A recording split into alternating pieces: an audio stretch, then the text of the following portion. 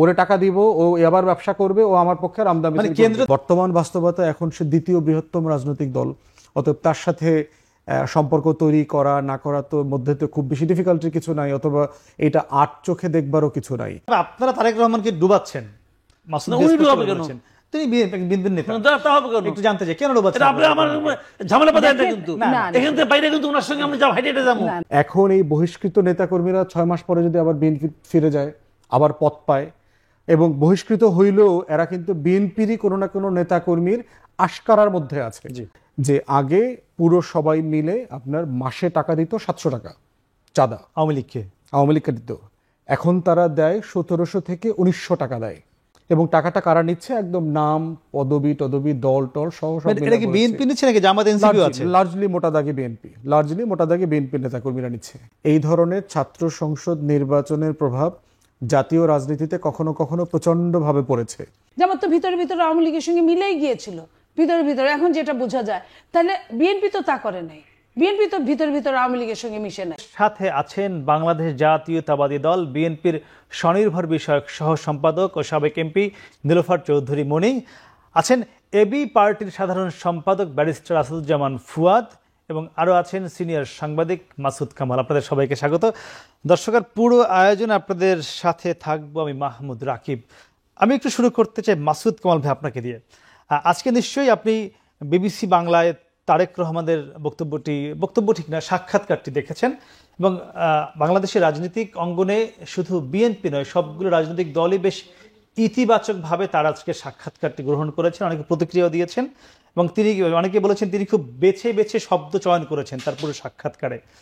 আপনি একজন সিনিয়র সাংবাদিক, দীর্ঘদিন ধরেই সংবাদ সংগ্রহ করে থাকেন, আপনি কিভাবে দেখছেন তার বক্তব্যটি, আজকের সাক্ষাৎকারটি? সাক্ষাৎকারটা আমি দেখেছি, আমি সকালেই দেখেছি, আসলে একাধিকবার দেখেছি আমি এটা, কারণ আমার কিছু জায়গা মানে একটু বোঝা দরকার ছিল। তো এটা তো একটা অসম্পূর্ণ সাক্ষাৎকার, কালকে এটা দ্বিতীয় অংশ হবে, তো কালকেও দেখব, তারপর হয়তো পূর্ণাঙ্গ একটা ধারণা পাওয়া যাবে। তো তারেক রহমানের সাক্ষাৎকার আগে হয়নি, কিন্তু ওনার তো খণ্ড খণ্ড বক্তব্য আমরা অনলাইনে গত 1 বছর ধরেই পাচ্ছি নিয়মিত। রাজনৈতিক অনুষ্ঠানে রেগুলার দিচ্ছিলেন? হ্যাঁ, উনি দিতেন, এবং ওইটার সঙ্গে এটার বক্তব্য খুব একটা পার্থক্য নেই। উনি এই ধরনের কথাই বলেন, এইভাবেই কথা বলেন, এবং উনি অনেক দিন ধরে আমি খুব লক্ষ্য করেছি যে উনি খুবই পরিমিতি বোধ ওনার মধ্যে খুব চমৎকার। উনি জানেন কতটুকু বলতে হবে, কোথায় থামতে হবে, যেটা নাকি আমাদের অনেক রাজনৈতিক নেতৃবৃন্দের মধ্যেও এটা আমরা অনুপস্থিত দেখতে পাই। অনেক অভিজ্ঞ বয়স্ক রাজনীতিবিদরাও বলার সময় হয়তো কন্ট্রোল রাখতে পারেন না, বলে ফেলেন। ওনার দলেও বহু এরকম নেতা আছে, সিনিয়র নেতা, যা বলেন এটা বুঝি না, মাঝে মাঝে মিলাতে পাই না। বাট ওনার বক্তব্যগুলি খুবই পরিমিতি বোধ ছিল, এবং মেদহীন শব্দ প্রয়োগ করেছেন, ভালো বলেছেন উনি। ওনার বক্তব্য আমার পছন্দ হয়েছে, কিন্তু কিছু কিছু বিষয় আমি ঠিক আমার কাছে ক্লিয়ার না। কেমন? রাজনীতিবিদরা যখন কথা বলেন তখন ওনাদের কিন্তু একটা জিনিস মাথায় রাখেন, ওনারা আমার ধারণা রাখেন, আমাদের এখানে 2জন রাজনীতিবিদ আছেন, ওনারা বলতে পারবেন। ওনারা সবসময় মাথায় রাখেন যে আমার এই কথাগুলো যে আমাকে জিজ্ঞাসা করেছে কেবল তার জন্যই না। আপনি একটা কথা জিজ্ঞাসা করলেন, 2 পলিটিশিয়ানকে জিজ্ঞাসা করবেন, ওনারা কিন্তু জানেন এই কথাগুলো ওনারা কিন্তু কেবল আপনাকে বলছেন না, ওনার আরও একটা বৃহত্তর জনগোষ্ঠী আছে, আরও একটা বৃহত্তর শ্রোতামণ্ডলী আছে যারা শুনতেছে, দেখতেছে। খালি কীভাবে কী বলছেন এটাই না, কিভাবে বলছেন তারা ওইটাও খেয়াল করতেছেন। তো তারেক রহমান সাহেব নিশ্চয়ই জানেন, উনি তো ওইভাবে কথা বলেন। তো ওখানে যদি অস্পষ্টতা থাকে, সেটা কিন্তু আমি মনে করি রাজনীতির ক্ষেত্রে এক ধরনের আপনার এটা ভালো না। আমি নিজে পার্সোনালি পছন্দ করি না। কোন বিষয়টা অস্পষ্টতা ছিল? একদম শুরুর দিকেই দেখেন, প্রথমে জিজ্ঞাসা করা হলো আপনি দেশে আসছেন না কেন?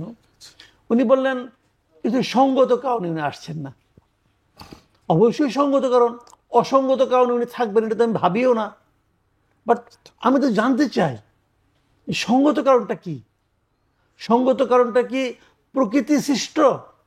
সঙ্গত কারণটা কি ওনার দল তৈরি করেছে? এই সঙ্গত কারণটা কি সরকার তৈরি করেছে, না কে তৈরি করেছে? নাকি সেই সঙ্গত কারণ সৃষ্টির পেছনে আমার মতো সাধারণ পাবলিকের কোনো ভূমিকা আছে কিনা, সেটাও আমরা জানতে চাই।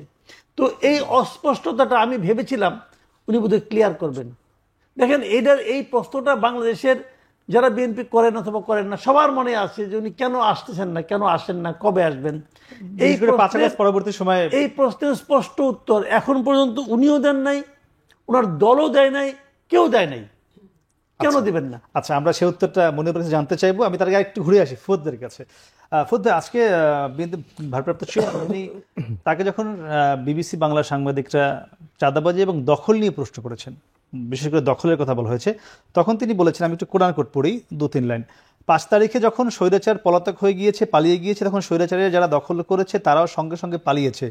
স্বাভাবিকভাবেই আমাদের নেতাকর্মীরা তাদের নিজেদের যেগুলি বৈধ সম্পত্তি, পৈতৃক সম্পত্তি, সেগুলো আবার ফিরে পেতে গিয়েছে। তখন আবার কিছু সংখ্যক লোক প্রচার করেছে যে বিএনপির লোকজন দখল করতে গিয়েছে, এরকম ঘটনা প্রচুর ঘটেছে। তিনি এবার আবার বলেছেন, আপনি যে কথাটি বললেন সেরকমও কিছু ঘটেছে, সে কারণেই আমরা আমাদের অবস্থান থেকে ব্যবস্থা গ্রহণও করেছি। আমি বলতে যাচ্ছি, দখল নিয়ে তার কথাটি ছিল এরকম যে যেগুলো বিএনপির বিরুদ্ধে দখলের অভিযোগ আছে, সেগুলো তিনি বোঝাতে চেয়েছেন যে এগুলো বিএনপির বিশেষ ক্ষেত্রে বা অনেক ক্ষেত্রেই বিএনপির সম্পত্তি ছিল, যেগুলো আওয়ামী লীগ দীর্ঘদিন দখল করে রেখেছিল। আওয়ামী লীগ পালিয়ে যাওয়ার পর সেগুলো আবার পুনরায় বিএনপি দখলে নিয়েছে। বিষয়টি কি এরকমই ভাবা যাবে কিনা? ধন্যবাদ। প্রথম কথা হচ্ছে, আংশিক তো এটা সত্য যে আপনার 16 বছরে শুধু বিএনপি না, যারা বিরোধী দলীয় রাজনীতি করেছেন অথবা যেখানেই ক্ষমতার অপব্যবহার করে যে কারো হাট, মাঠ, ঘাট, ইজারা, পুকুর, বাড়ি ঘর দখল করা যায়, এই ঘটনা সারা বাংলাদেশে ঘটেছে, লক্ষ লক্ষ মানুষের ঘটেছে, রাজনৈতিক মানুষের জীবনেও ঘটেছে, অরাজনৈতিক লোকদের জীবনে ঘটেছে। অতএব ওনার কথাটা এটা আংশিক সত্য, কোনো সন্দেহ নাই, কিন্তু পুরোটা সত্য না। তো আমাদের গ্রামে গঞ্জে এখন যা দেখতে পাচ্ছি, যেমন আমি এখন 1 সপ্তাহ পরে আমার এলাকায়, নির্বাচনী এলাকাতে ফিরলাম আজকে। আপনাদেরকে কিন্তু কয়েকটা এক্সাম্পল দেই। সেটা হচ্ছে যে একজন বালু ব্যবসায়ী, উনি রাজমিস্ত্রির কাজ করেন, উনি ওখানকার লোকাল ইটের ভাটার ব্যবসায়ী আছে। উনি বলছেন যে ওই এলাকাতে আপনার আওয়ামী লীগের আমলে বালুর যে ট্রলার যেত, সেটা প্রতি ফিটে আপনার 6 টাকা করে চাঁদা দিতে হতো। জি, যে কোনো বালুর ট্রলারে গেলে আওয়ামী লীগের আমলে এইটা উনি এখন বলতেছে যে এখন আমাকে চাঁদা দিতে হয় 21 টাকা, মানে 15 টাকা বেড়েছে, মানে 15 টাকা বেড়েছে। কত শতাংশ? এবং উনি ওই রুটটুকু নাকি, মানে রুট আর কি, মানে ওই এলাকা থেকে যারা বালু কিনবেন অথবা বালু ঢুকাবেন, অথবা আমি নতুন বিল্ডিং বানাচ্ছি, আমার বাড়িতে বালু আসবে, যে কোনো ফর্মে বালু ঢুকবে অথবা বেরোবে, এই এলাকার ভিতরে এইটা হচ্ছে রেট। না হলে ওই ট্রলার পর্যন্ত ভেঙে চুরে ফেলে দিচ্ছে আর কি, এরকম অবস্থা। বালু একদম পুরো আনলোড করে পানিতে ফেলে দিচ্ছে, নদীতে ফেলে দিচ্ছে, এবং নামসহ পদবীসহ বলেছেন কারা কারা। এর ভিতরে বহিষ্কৃত নেতাকর্মীরাও আছে। এইটা একটা এক্সাম্পল। দ্বিতীয়ত হচ্ছে মাহেন্দ্র ওই যে অটো টাইপের গ্রামে ট্রামে যেগুলো চলে টলে, আপনার এটাতে উঠলাম তো কথা বলতেছি যে একটা বাস স্ট্যান্ড এবং মাহেন্দ্র স্ট্যান্ডের কথা বলেছেন, যে আগে পুরো সবাই মিলে আপনার মাসে টাকা দিত 700 টাকা চাঁদা, আওয়ামী লীগকে দিত। এখন তারা দেয় 1700 থেকে 1900 টাকা দেয় প্রতি মাসে। এবং টাকাটা কারা নিচ্ছে? একদম নাম, পদবি, দল টল সহ সব। এটা কি বিএনপি নিচ্ছে নাকি জামাত এনসিপি আছে? লার্জলি মোটা দাগে বিএনপি নেতাকর্মীরা নিচ্ছে।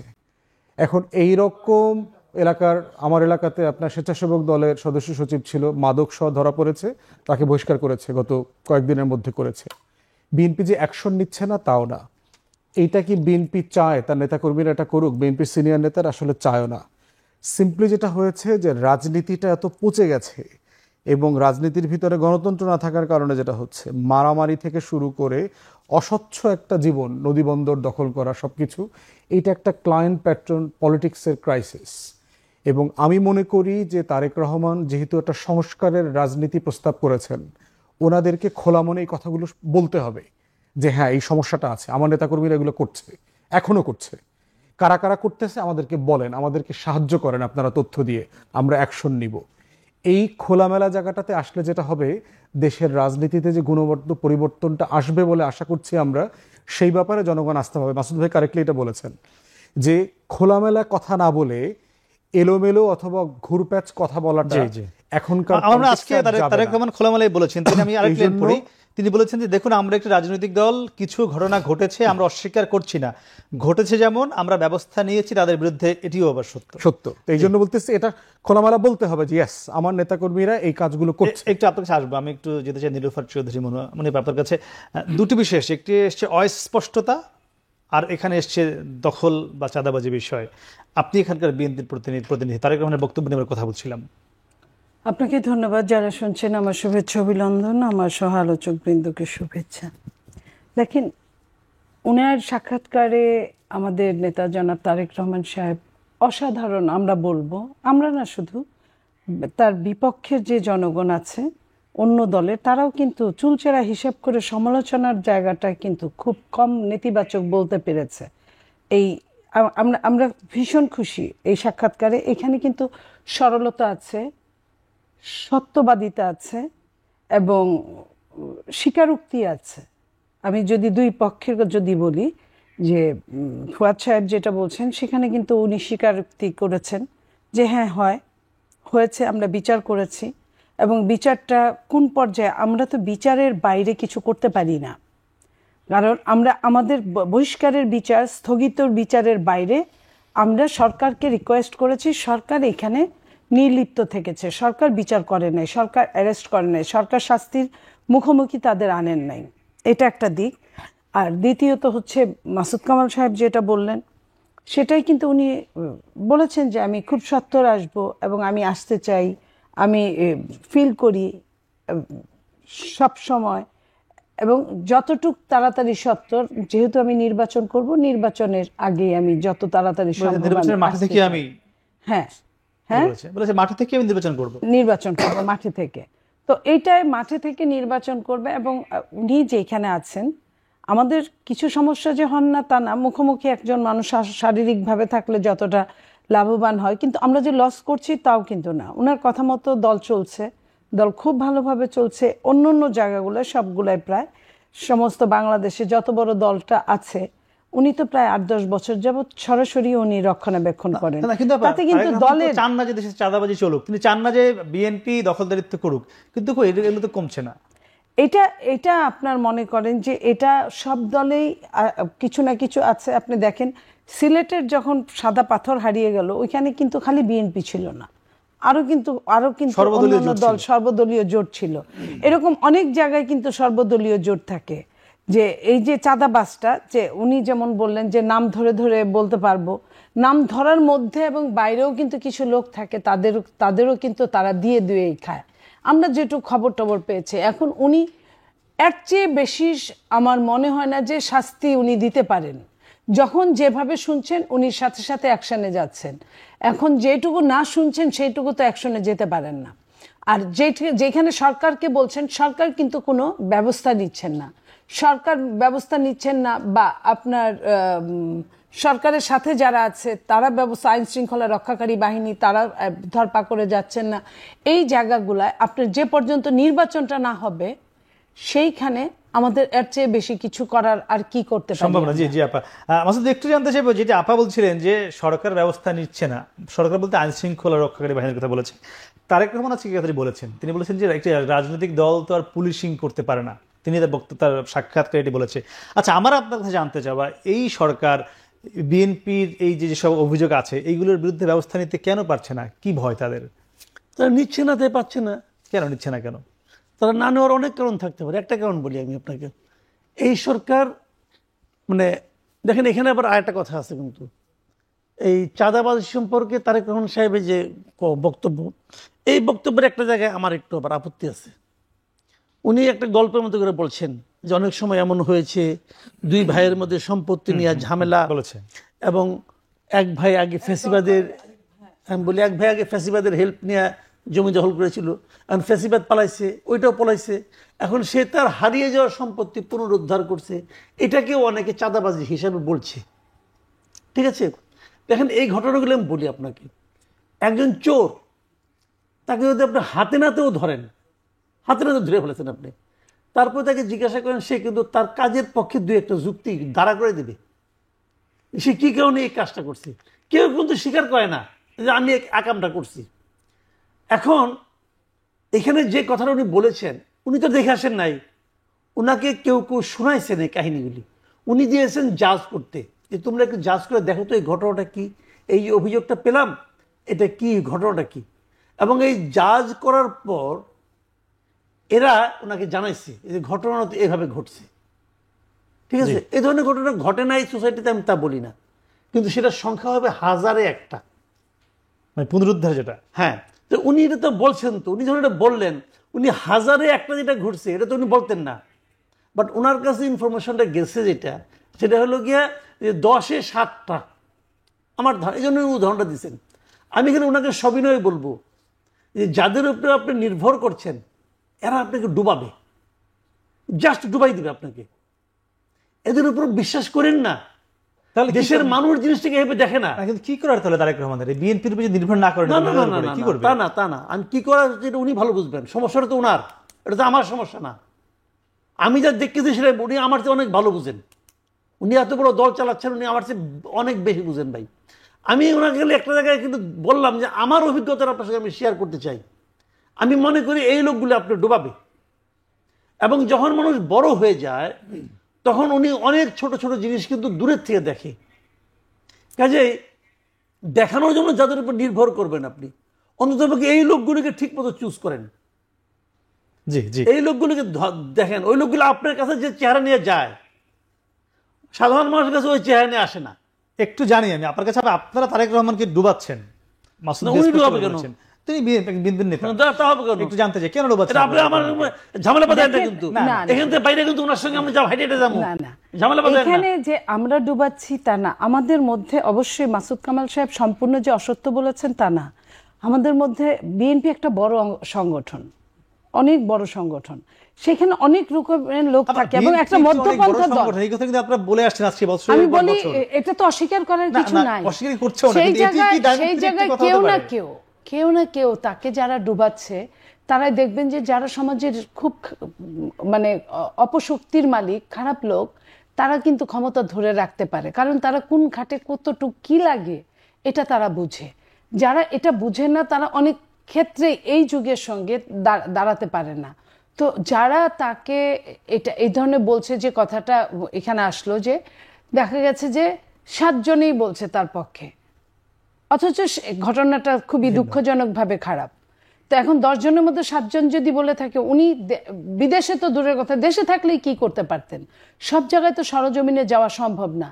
এখন ঘাটে ঘাটে লোকগুলা যদি এরকম ট্যাক্স দিয়ে দিয়ে দিয়ে দিয়ে এই কাজগুলো হয়, তখন ওনার একার জন্য, উনি যেমন ছিলেন, যেমন কথা বলছেন এই গত 1 বছর যাবৎ বক্তব্যে এবং এই মুহূর্তের যে সাক্ষাৎকার সেটা সহ আপনি দেখেন, তার কিন্তু ওই জায়গা থেকে উনি সরে আসেন নাই যে এই কথাটা এবং কাজে মিলে নাই।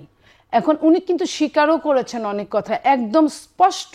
এইখানে কিন্তু কোনো যেটা বললেন যে মেধহীন একটা সাক্ষাৎকার, বিএনপি নেতারা তারেক রহমানকে ডোবাচ্ছে, এর থেকে মানে এর থেকে পরিত্রাণের পাওয়ার উপায় কি? এর থেকে পরিত্রাণের উপায় হচ্ছে যারা তাকে বিভিন্নভাবে সহযোগিতা করছে হ্যান্ডস হিসেবে, তারা সত্য কথাটা বলে না, যে মানুষটাকে সরিয়ে দিলে উপকার হবে। যেমন ধরেন আপনি যাকে আপনি ফিল্ডে দেখছেন যে ফিল্ডে দুষ্টামি করছে, আপনি তার প্রতি আপনি রিস্ক নিলেন, কিন্তু আসলে ফিল্ডে যে দুষ্টামি করছে সেই কিন্তু মেন না, তাকে যে করাচ্ছে সেই মানুষটাকে যদি আপনি সরাতে পারেন তাহলে ওরা কিন্তু অটোমেটিক সোজা হয়ে যাবে।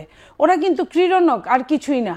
তো এরকম 1000 ক্রীড়নক সরাইলে কিচ্ছু হবে না যদি হুকুমদাতাকে আপনি না সরানো যায়। এই হুকুমদাতারা বিভিন্ন থানা এবং জেলায় আছে, ওই থানা জেলার হুকুমদাতাদের, তারেক রহমানের কাছে হুকুমদাতার নামটা যাচ্ছে না, এবং হুকুমদাতার নাম তো ওরা তৃণমূল থেকে বলছে না, যারা বহিষ্কার হচ্ছে তাদের সাথে হুকুমদাতার কথা হলো এরকম, তুই এখানে থাক, তোর কিছু হইলে ওটা তো আমি দেখবো। জি জি জি, মানে তারা আশ্বস্ত করছে, তাদের আশ্বস্ত করছে, এবং শুধু আশ্বস্তই করছে না, তার পাশে থাকছেও।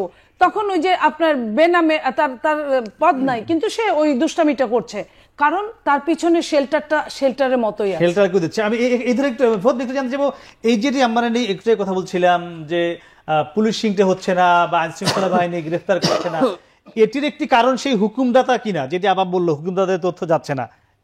না দেখেন, মানে একটা বিষয় আপা কারেক্টলি বলেছে, আমি বিভিন্ন জায়গায় বলেছি যে দল আকারে বিএনপির নেতাকর্মীরা যদি চাঁদাবাজি করে, গুন্ডামি করে, শয়তানি করে, একটা দলের প্রধান কি করতে পারবে?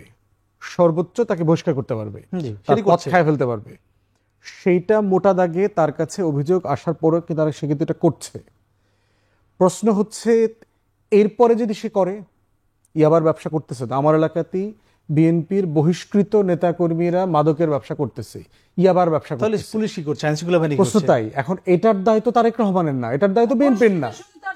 তাহলে আইনশৃঙ্খলা বাহিনী কেন গ্রেফতার করছে না? প্রশ্ন হচ্ছে এটা আমিও পুলিশকে ইনফরমেশন দিয়েছি। থানা ঘেরাও হচ্ছে এর কারণে নাকি? পুলিশের একটা বড় কারণ হচ্ছে যে পুলিশের একটা অংশ এই মাদক ব্যবসার সাথে জড়িত, পুলিশের একটা অংশ এই মহেন্দ্র টাকা পায়, পুলিশের একটা অংশ এই বালুর ব্যবসার টাকা পায়, পুলিশের একটা অংশ অবৈধভাবে মাটি কাটার টাকা পাইতেছে।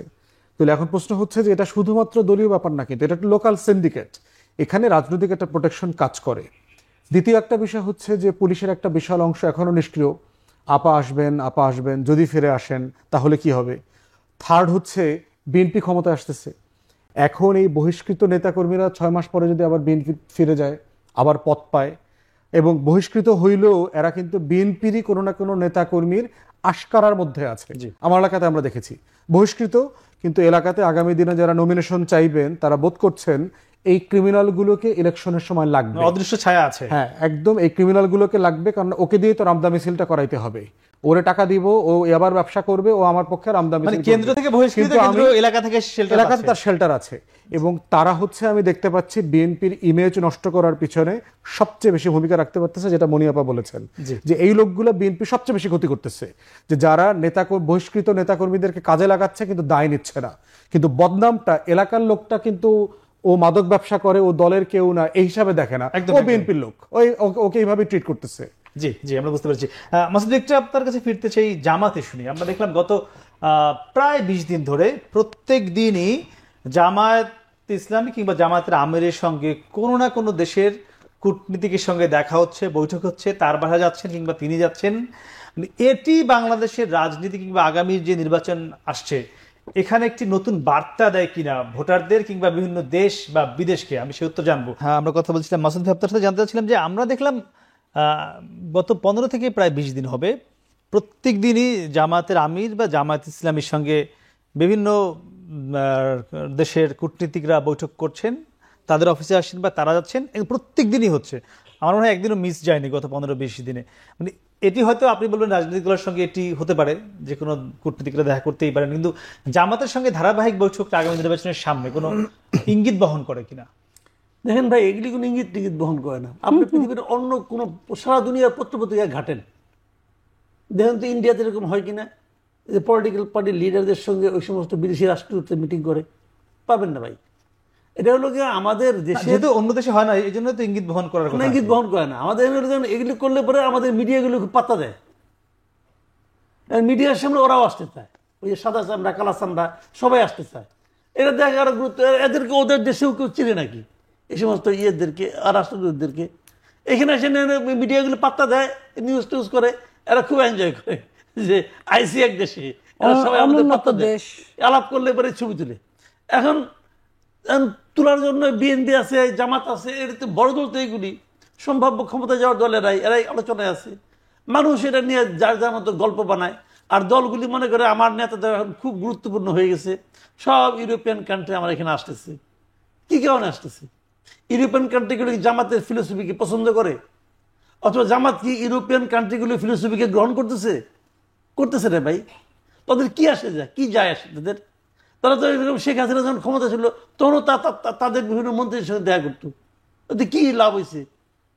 এইগুলি ভাই এমনি আলোচনার বিষয় না থাকলে এগুলো আমরা আলোচনা করতে পারি, কোনো সমস্যা নাই।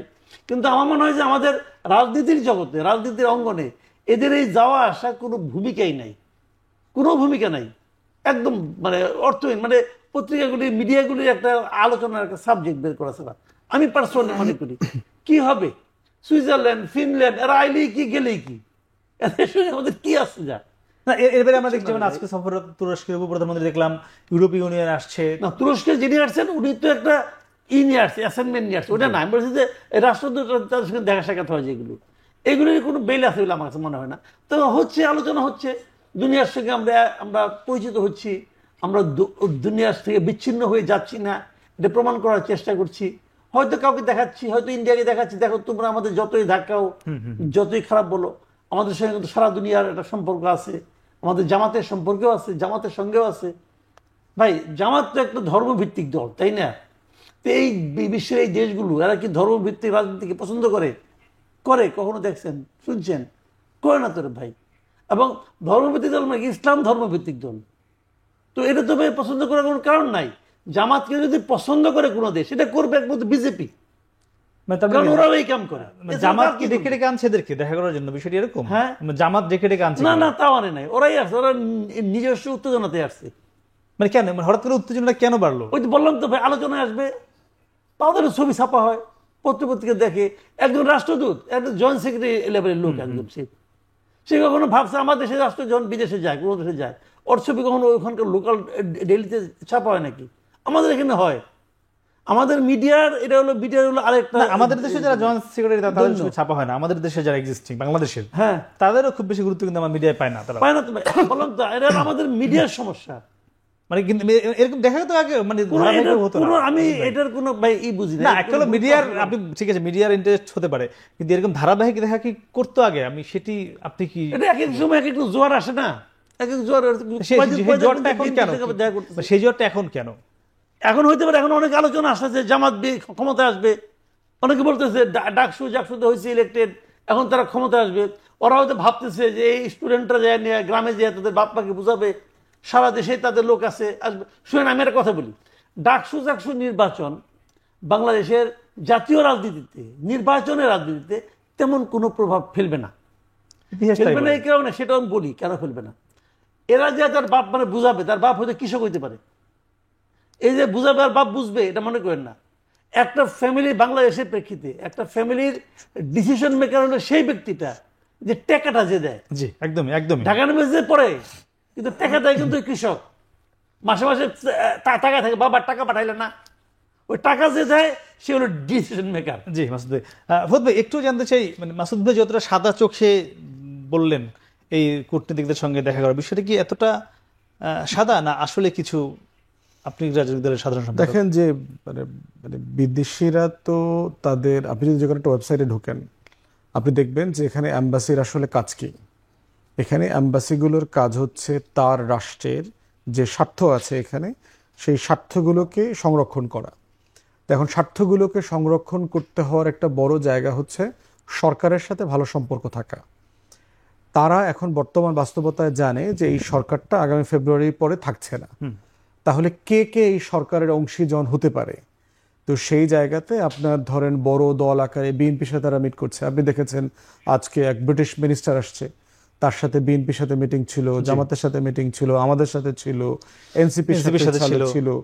এখন প্রশ্ন হচ্ছে, এইগুলো হচ্ছে জাস্ট রেগুলার কনভারসেশন, যে একটা রাষ্ট্রে তার স্বার্থগুলোকে সংরক্ষণ করবার জন্য রাজনৈতিক মহলে যে সম্পর্কটা থাকা দরকার, এই সম্পর্কটা রাখা। পার্টিকুলারলি এখন কেন, অথবা জামাতের সাথে কেন? কারণ জামাত গুরুত্বপূর্ণ রাজনৈতিক দল। এটা কি প্রথমবার হচ্ছে? না, প্রথমবার হয়নি, এর আগে তো হয়েছে। যখন আওয়ামী লীগ ছাড়া অন্যান্য বাস্তবতা ছিল, একটা রেগুলার ডেমোক্রেসি ছিল, তখন এরা সবার সাথেই তো মিশছে, সব রাজনৈতিক দলের সাথেই মিশছে। বর্তমান বাস্তবতা এখন সে দ্বিতীয় বৃহত্তম রাজনৈতিক দল, অতএব তার সাথে সম্পর্ক তৈরি করা না করা তো মধ্যে তো খুব বেশি ডিফিকাল্টির কিছু নাই, অথবা এটা আট চোখে দেখবারও কিছু নাই, কারণ সে একটা গুরুত্বপূর্ণ রাজনৈতিক অংশীদার বাংলাদেশে। এখন জাকসুর ইনফ্লুয়েন্সের একটা ব্যাপার আমার কাছে মনে হয়েছে যে ঐতিহাসিক প্রেক্ষাপটে দেখবেন যে এই ধরনের ছাত্র সংসদ নির্বাচনের প্রভাব জাতীয় রাজনীতিতে কখনো কখনো প্রচণ্ডভাবে পড়েছে, আবার কখনো কখনো এই নির্বাচনগুলো কোনো ইম্প্যাক্টই করে নাই। আপনি 69-এর নির্বাচন দেখেন, ছাত্রলীগ থেকে তোফায়েল আহমেদ সাহেব ডাকসুর ভিপি হলেন, ডাকসুর নেতৃত্বে তখন গণ অভ্যুত্থান হলো। 70-এর নির্বাচনে পূর্ব পাকিস্তান আওয়ামী লীগের নির্বাচনে জেতা, 71-এর যুদ্ধ হওয়া, একটা প্রচণ্ড রকম ছাত্র সমাজের মধ্যে ইনফ্লুয়েন্সটা কাজ করেছে। কিন্তু আবার যদি পরবর্তীতে দেখেন, 73 সাল থেকে অনওয়ার্ডস জাসদ ছাত্রলীগ তো বাংলাদেশের প্রত্যেকটা ক্যাম্পাস দাপিয়ে বেরিয়েছে, প্রত্যেকটা ক্যাম্পাসের ছাত্র সংসদে তারা গুরুত্বপূর্ণ ভূমিকা পালন করেছে। মান্না ভাই ডাকসুতে 2বার ভিপি ছিলেন, চাকসুতে জিএস ছিলেন, উনি তো একবার এমপি হতে পারেন নাই, ওনার রাজনীতি অথবা রাজনৈতিক দল খুব ভালো করেন নাই। আবার দেখেন আপনার 90-তে আমানুল্লাহ আমানরা ছাত্রদলের প্যানেল ডাকসুতে খুব ভালো করার কারণে আবার 91 নির্বাচনে এটার ইম্প্যাক্টও কিন্তু পড়েছে। ডাকসুর তখনকার নেতারা অনেকেই এমপি হয়েছেন, সারা দেশে বিভিন্ন ছাত্র সংসদের নেতারা হয়েছে। আবার 18-19-এর নির্বাচন দেখেন, নুরু এমপি হয়েছে, কিন্তু ভিপি হয়েছে, কিন্তু গণ অধিকার পরিষদ কি খুব ইম্প্যাক্টফুল রাজনৈতিক দল হতে পেরেছে? না, এখনো পারেনি। তারা এখন এনসিপির সাথে আবার মার্চ করবার একটা আলোচনাও চলছে। অতএব নির্বাচিত হলেই খুব ইম্প্যাক্ট পড়বে, আবার ডাকসুর কোনো ইম্প্যাক্ট নাই, এইটা ডিপেন্ড করবে আরো অনেকগুলো উপকরণের সাথে এনসিপির synthesis সঙ্গে হচ্ছে। মার্চ করার জন্য এবি পার্টির নামও শোনা যায়, যে না, এই বিষয়ে একটু আসলে একটা ভুয়া কথা, কোনো কনভারসেশন নাই এই ব্যাপারে। একসাথে কাজ করার ব্যাপারে অনেকগুলো যুগপদের কর্মসূচি দেওয়া যায় কিনা এই ব্যাপারে অনেক দলের সাথে আলোচনা হয়েছে। মার্চ করার আলোচনা অ্যাবসলিউটলি কারোর সাথে নাই। বিএনপি জামাতের সঙ্গে আছে কিনা?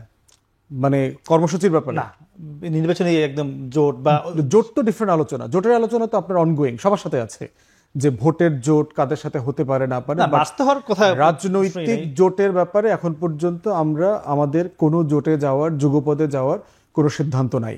বাট আমরা সবার সাথে বসছি, সবার সাথে রেগুলার আলাপ আলোচনা হচ্ছে, ওপেন হচ্ছে, ব্যাকডোরে হচ্ছে। বিএনপি থেকে শুরু করে জামাত, এনসিপি, রাষ্ট্র সংস্কার আন্দোলন, সবার সাথে আলোচনা হচ্ছে। মানে কোন দিকে যায় দেখছেন? ওটা না, যেটা হচ্ছে যে আমরা একটা কমন গ্রাউন্ড খুঁজে বের করবার চেষ্টা করতেছি জুলাই সনদের ব্যাপারে, যে রাজনৈতিক দলগুলোর ব্যাপারে দূরত্ব কমায় নিয়ে আসা। বসলেই দূরত্ব কমে যায়। বাহিরে আমরা যত বেশি কথা বলবো, বিপক্ষে বলি, পক্ষে বলি, কিন্তু বসা দরকার। এবং আমাদের পার্টি চেয়ারম্যানও ওই কমিশনে এইটা বারবার এমফাসিস দিয়েছেন। জি, আপা, আমরা যে বিষয় নিয়ে বলছিলাম যে আমাদের সঙ্গে যে বিভিন্ন কূটনীতিকের সঙ্গে বৈঠক, বিএনপির সঙ্গে এটি প্রতিনিয়তই হয়েই আসছে, আমরা সবসময় দেখি, কিন্তু জামাতের সঙ্গে আমরা এতটা দেখিনি। এই জন্যই কিন্তু এই প্রশ্নটি আসছে। যেটি বলছিল ফুয়াদ, যে আর চোখে দেখার কিছু নাই, বিএনপি এটি আর চোখে দেখে কিনা? দেখেন, অবশ্যই দেখে না, কারণ এটা একটা রুটিন ওয়ার্ক। আগে জামাতের সাথে অত বসার প্রয়োজন পড়তো না। আওয়ামী লীগ ছিল, বিএনপি ছিল, আওয়ামী লীগ রাষ্ট্রীয় ক্ষমতা জোর করে ধরে রেখেছিল এবং তারা জোর করে এই রাষ্ট্রদূতদেরও সঙ্গে নিয়ে কাজ করার জন্য সবসময় একটা চাপাচাপিও ছিল। এবং না, তাদের মত মতো না হলে কি হয়, আমরা কিন্তু মোহাম্মদপুরে দেখেছিলাম রাষ্ট্রদূতের উপর তার গাড়ির বহরে যে হামলা করা। তো সেই অবস্থাটা আমরা তখন দেখেছিলাম যে স্বৈরশাসক কি করতে পারে। তো বিএনপির এই ধরনের কোনো রকম কোনো টেন্ডেন্সি নাই। যার ওইখানেই যাক না কেন, বিএনপি এটা ওপেন করে দেওয়া, যে গেলে গেল। বিএনপির সাথে বরাবরই সব সময়, আমি ছোটবেলা থেকেই দেখছি যে বিএনপির সাথে তারা বসেন সব সময়। তো এটা নিয়ে বিএনপির আমার মনে হয় না যে ওই ধরনের কোনো আছে। তবে যে কথাটা ফুয়াদ সাহেব বললেন যে ভিপি, জিএস এগুলা হওয়ার সঙ্গে ওইটারও কোনো সম্পর্ক নাই, এটাও সত্যি। কিন্তু এইখানে একটা জিনিস গ্যাপ, যেটা যে 90-এর কথা অনেকেই বলেন যে 90-এর ডাকসু নির্বাচনটাকে কেন্দ্র করে এইটা এখন কেন হবে না। 90-এ যে ডাকসু নির্বাচনটা ছিল, সেইখানে বিএনপি এবং আওয়ামী লীগের মধ্যে তফাৎটা ছিল 2-3% ভোটের ব্যবধান ছিল, সমসাময়িক ছিল, আকাশ পাতাল ছিল না। কিন্তু এখন যেটা দেখেন, ডাকসু যখন থেকে হয় তখন থেকে কিন্তু বামরাই বেশি ডাকসুর নেতা হয়েছে অনেক জায়গা, অনেক আগে থেকে। তো বামরা তো ওইভাবে দেশ শাসন কোনো দিনই করে নাই। তো ওই হিসাবটা যদি আমরা করি, কিংবা মান্না ভাই যে কথাটা নিজেই বলেছে যে আমি তো 2বার ভিপি হয়েছি, 1বার জিএস হয়েছি, কিন্তু আমার তো আসলে কিছুই হয় নাই। তো ওই জায়গায় আমার মনে হয় যে দল টু দল ভেরি করে এখানে। যে আপনার 33 আছে, আপনি ওইটা দেখে হয়তো বা 1% বাড়লো বা 2% বাড়লো, কিন্তু আপনার যদি 8% থাকে, 10% থাকে, ওটাকে কিন্তু 30%, 40% করতে পারে না। এটা হয় না, আমার কাছে এটাই মনে হয় মোটা দাগে। এটার প্রভাব ওদিকে যাবে না, অতটা যাবে না। আপা, একটু আপনার কাছে আবার জানতে চাইবো যে গণভোট নিয়ে। আপনি জানেন যে আমরা দেখেছিলাম বিএনপি গণভোটের সাথে ছিলই না, চাচ্ছিলই না। এখন আস্তে আস্তে গণভোটের দিকে এসছে। সর্বশেষ সালাউদ্দিন আহমেদ যেটা আজকেও বলেছেন যে নির্বাচনের দিন একই সঙ্গে গণভোট হতে পারে, জাতীয় নির্বাচনের সঙ্গে জুলাই সনদ নিয়ে গণভোটও হতে পারে। আবার কেউ কেউ বলছেন আগে সাংবিধানিকভাবে জুলাই সনদটি হোক, অন্যান্য দলগুলো বলছে। তো যদি গণভোট নির্বাচনের দিন হতে পারে, তাহলে আগে হলে সংকট, মানে সমস্যাটি কোথায়? দেখেন, এটা আগে হওয়ার মধ্যে এইরকম, যেটা নির্বাচনের টাইম আছে কত, 3-4 মাস। 3-4 মাস গণভোট সম্পর্কে অনেকে ওয়াকিবহাল না। গণভোট হয়েছে অনেক বছর আগে, যখন রাষ্ট্রপতিকে নিয়ে হয়েছে। তো এটা এক না, এটা জুলাই সনদ। সেকেন্ড থিং হলো যে আপনার নির্বাচনের দিনই যদি হয়, তাহলে আপনার এক খরচেই প্রায় হয়ে যাচ্ছে। খরচটাও কিন্তু একটা ব্যাপার। 1 বছর আগে আপনার একটা নির্বাচন হয়েছে, 1.5 বছর আগে আবার আরেকটা জাতীয় নির্বাচন হচ্ছে, সেটার সঙ্গে আবার গণভোট যদি আপনি আলাদা করেন, প্রায় সব খরচ, একমাত্র ব্যালট পেপার ছাড়া, ব্যালট পেপারও একই খরচ, একটা এমপি ইলেকশনে একটা ব্যালট পেপারই থাকে, সেইখানে আপনার এখানে 2টা ব্যালট পেপার হয়তো দেওয়া হবে একদিনে হলে। এছাড়া কিন্তু সমস্ত অফিসিয়াল স্টাফ বলেন, পুলিং এজেন্ট বলেন, পুলিং অফিসার বলেন, সব কিন্তু কারণ একজন কি এইটাই দিয়ে হবে। শুধুমাত্র খরচ না, কম হয় এটা একটা কারণ। আরেকটা কারণ সময়ের অত্যন্ত অভাব। এটা এমন যদি হতো 2 বছর পরে নির্বাচন, তাহলে এর মধ্যে এটা করে ফেলা যেত। যেহেতু 1-2 মাসের ব্যাপার, এটা এমন কিছু না। আর এটা ইম্প্যাক্টও তো পড়বে না, একই দিনে কাউন্ট হবে এমপি ইলেকশনের ভোটটা, একই সময় কাউন্ট হবে আপনার জুলাই সনদের ভোটটা। তাহলে কাউন্ট যদি হয়, এমপিরা তো ওই মুহূর্তেই তার উপর এমবার্গো বা খবরদারি করতে পারবে না, কারণ এমপি হতেও গেজেট হতেও কিন্তু 2-3 দিনের ব্যাপার থাকে। তাহলে আপনার এটা হলে সমস্যাটা কোথায়? এটা তো সিম্পল ব্যাপার। আপনি যে কথাটা বলছেন, বিএনপি তো রাজি ছিল না।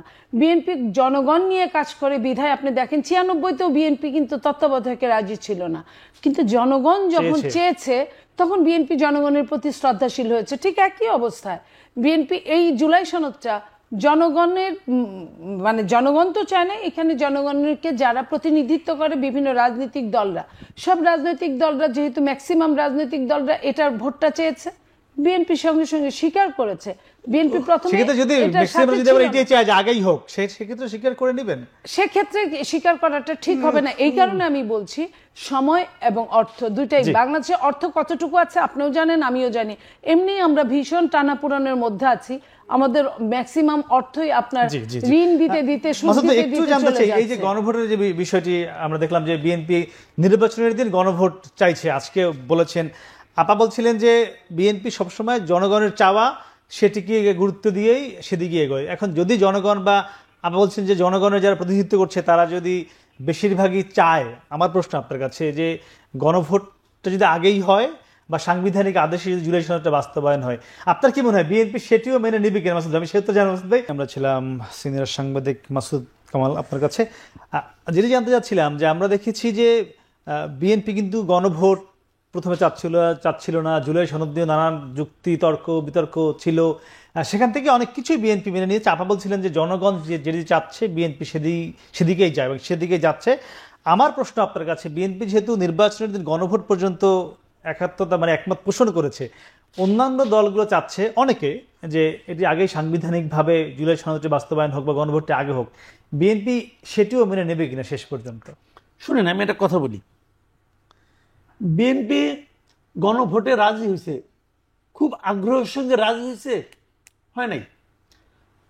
বিএনপি এই যে আগে যে বিএনপির বক্তব্যটা কি ছিল, বিএনপি তো মনে করে তারা ক্ষমতায় যাবে, এবং এই মনে করার থেকে তাদের বক্তব্য আমরা যখন যাবো তখন সংসদে এটা পাশ হবে। কিন্তু অন্য অন্য যারা আছে তারা বিএনপিকে বিশ্বাস করে না। যদি আপনি পাশ না করেন, কাজে আগেই পাশ করতে হবে, এটা তো মূল ঘটনা ভাই। আপনি মুখে যাই বলেন না কেন, ইনে বেনিয়া, মূল কথা হলো এটা। তাহলে কি হলো, বিএনপিতে কেউ বিশ্বাস করে না, তো বিএনপিটা কেউ হ্যাপি হওয়ার কথা না। আচ্ছা, বিএনপি তর্কের ক্ষেত্রে মেনে নিছে। আচ্ছা, একটা কথা বলেন তো আমাকে, যদি গণভোটে হা পাস না করে তাহলে কি হবে? আপনি কি ধরে নিছেন হা পাস করবে? 3বার গণভোট হয়েছে আমাদের এখানে, না ধরে নেওয়ার তো কথা। একবার পাইছে 98% জিয়াউর রহমান, জি, এরশাদ পাইছিল 94%, আর তারপরে আরেকটা হয়েছিল যে রাষ্ট্রপতি শাসিত ক্ষমতা থেকে মন্ত্রিপরিষদ, মানে আপনার মন্ত্রিপরিষদ শাসিত ক্ষমতায় যাওয়ার জন্য, এটা হচ্ছে 91, মানে খালেদা জিয়া যখন ক্ষমতায় এসে পড়ে তখন এটা হয়েছিল। সেখানে পাইছিল 84%। মানে আপনি এবার মনে রাখেন একটা কথা বলি, এইবার এরকম যে আপনার 80-82% পায় যায় না, এটা হবে না রে ভাই। দেখেন না কি হয়, যদি কোনো ভোটে না ভোট জিতা যায় তখন বাদ বাকি 34 দল কি বলবে?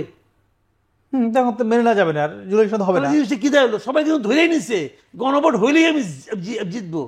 যদি না জিতে, যদি বিএনপির এই যে আপনার বেইজ্জতি করছে, এটা তো বিএনপিও বুঝতে পারে যে এই গণভোটে হারতেও পারে। বিএনপি যে মনে করে যে তোমরা আমার মিলে সবাই মিলে বেইজ্জতি করছো, আমরা বিশ্বাস করো নাই, ঠিক আছে গণভোটে আসো। আর যদি বিএনপি আসতে গেলে তার দলের প্লাবনকে কয়ে দেয় তোমার না ভোট দাও, আর ওদিকে তো আওয়ামী লীগ তো আসছেই, কি হবে ভাই? না, কিন্তু সেটি করছে না কেন, সেটি করছে না কেন, সেটাই জানবার ইচ্ছা। এটা তো রাজনীতি রে ভাই। আচ্ছা, রাজনীতি। জি ফুয়াদ ভাই, রাজনীতির অনেক কিছু সামনে দেখার বাকি আছে। মানে যেটি বলছিলেন মাসুদ ভাই যে গণভোট হলে যে এটি জুলাই সনদের পক্ষেই যে আসবে এটি কিন্তু তিনি বলছেন উল্টোটাও হতে পারে। আমার চাওয়া যে আপনার কি মনে হয় বিএনপি শেষ পর্যন্ত গণভোটের নির্বাচনের আগেই আসবে কিনা? একটা বিষয় হচ্ছে যে পদ্ধতির আলোচনাটা তো এখনো কনক্লুসিভ হয় নাই, বাট মোটামুটি একটা দাগে আসছে যে অনেকগুলো রাজনৈতিক দলই প্রায় কাছাকাছি চলে এসছে যে সনদ বাস্তবায়নের প্রক্রিয়াটা কি কি হতে পারে। তো এই গণভোটে যাওয়ার ব্যাপারটা হচ্ছে একটা অপশন যেটা প্রায় কাছাকাছি এসছে, এটা নিয়ে আরো ফার্দার আলোচনা হতে হবে। কারণ গণভোটে বিএনপির যে প্রস্তাবনাটা, এই প্রস্তাবনাটা হচ্ছে আরেকটা গণভোট পরবর্তীতে হবে সেই রকম একটা জায়গা কানেক্ট করে এই গণভোটের আয়োজন করা হচ্ছে, যে তারা আগামী দিনে সংশোধনীগুলো করবে কি করবে না, জুলাই সনদে সংবিধানে হাত দেবে কি দেবে না, এরকম একটা জায়গা আছে। এগুলো সবই এখন জনগণের কাছে প্রস্তাব আকারে পাশ করে নেওয়া হবে এবং সেটার আলোকে সংবিধান বানানো হবে, ব্যাপারটা এরকম না। তো এই জন্য হচ্ছে যে বিএনপি যে প্রস্তাবনাটা দিয়েছে গণভোটের পক্ষে আসছে, এই পক্ষে আসাটা এখনো কনক্লুসিভ না, এই পক্ষে আসাটার মাত্রাগত কিন্তু আবার ভিন্ন মত আছে। অতএব সেই জায়গাটা আমার মনে হয় যে ফার্দার আলোচনা হওয়া দরকার, বাট এটা এখন একটা প্রোগ্রেস। আমরা আরো অনেকটুকু এগিয়ে গেছি যে বাস্তবায়নের প্রক্রিয়া নিয়ে কথা বলার জায়গাতে। সপ্তাহ 1-2 দিন পরে আবার সবাই বসছে, আমার বিশ্বাস যে একটা সমাধানের দিকে আমরা চলে যাব। কি মনে হয়, মানে ভোটের আগে কিছু সমাধান আসবে জুলাই সনদ নিয়ে, ফেব্রুয়ারির আগেই? মানে জুলাই সনদ নিয়ে তো মোটা দাগে আমরা এখন একমত, নোট অফ ডিসেন্ট সহ যেখানে এসছে। না, একমাত্র শুনছি আজকে মানে কয়েক মাস ধরে, কিন্তু একমাত্র শেষ পর্যন্ত হচ্ছে না। বাস্তবায়নের প্রক্রিয়াতে আটকে গেছি, বাস্তবায়নের প্রক্রিয়াতে আটকে গেছি। এখন আমি বরাবরই আশাবাদী মানুষ আর কি, কারণ ঐকমত্য কমিশনের শুরুর দিকে আমরা যেখানে ছিলাম আর এখন 3 মাস 4 মাস 6 মাস পরে যেখানে এসে দাঁড়িয়েছি, সেটা আসলে অনেক জায়গা আমরা আসলে একমত হয়ে এগিয়েছি। বাংলাদেশের রাজনৈতিক ইতিহাসে এই রকম একটা লম্বা সময় দেশ নিয়ে আলোচনা করে একমত হওয়াটা খুব সহজ কাজ না আমাদের রাজনৈতিক হিস্ট্রিতে। অতএব এই পলিটিক্যাল কালচারটা শুরু হয়েছে, এটা চলতে দেওয়া দরকার।